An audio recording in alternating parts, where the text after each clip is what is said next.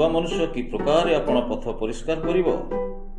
ମୋହର ବାକ୍ୟ ଅନୁଯାୟୀ ତହିଁ ବିଷୟରେ ସାବଧାନ ହେଲେ କରିବ।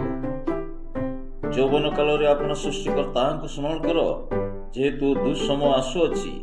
ଯେଉଁ ବର୍ଷ ସବୁରେ ତୁମେ କହିବ, ଏସବୁରେ ମୋହର କିଛି ସୁଖ ନାହିଁ, ସେ ସବୁ ବର୍ଷ ସନ୍ନିକଟ ହୋଇଅଛି। ସତ୍ୟ ସତ୍ୟ ମୁଁ ତୁମକୁ କହୁଅଛି, ଯୁବକ ଥିବା ସମୟରେ ତୁମ୍ଭେ ଆପଣା କଟିବନ୍ଧନ କରି ଯେଉଁଆଡ଼େ ଇଚ୍ଛା ସେହିଆଡ଼େ ଭ୍ରମଣ କରୁଥିଲ, କିନ୍ତୁ ବୃଦ୍ଧ ହେଲେ ତୁମ୍ଭେ ଆପଣା ହସ୍ତ ବିସ୍ତାର କରିବ ଓ ଅନ୍ୟ ଜଣେ ତୁମର କଟିବନ୍ଧନ କରି ଯେଉଁଆଡ଼େ ତୁମର ଇଚ୍ଛା ନଥିବ ସେଆଡ଼େ ତୁମକୁ ଘେନିଯିବ। କୌଣସି ଲୋକ ଦୁଇ ପ୍ରଭୁଙ୍କର ଦାସ ହୋଇପାରେ ନାହିଁ, କାରଣ ସେ ଜଣକୁ ଘୃଣା କରିବ ଓ ଅନ୍ୟ ଜଣକୁ ପ୍ରେମ କରିବ, ଅଥବା ଜଣଙ୍କ ପ୍ରତି ଅନୁରକ୍ତ ହେବ ଓ ଅନ୍ୟ ଜଣକୁ ଅବଜ୍ଞା କରିବ। ତୁମେମାନେ ଈଶ୍ୱର ଓ ଧନ ଉଭୟର ଦାସ ହୋଇପାର ନାହିଁ।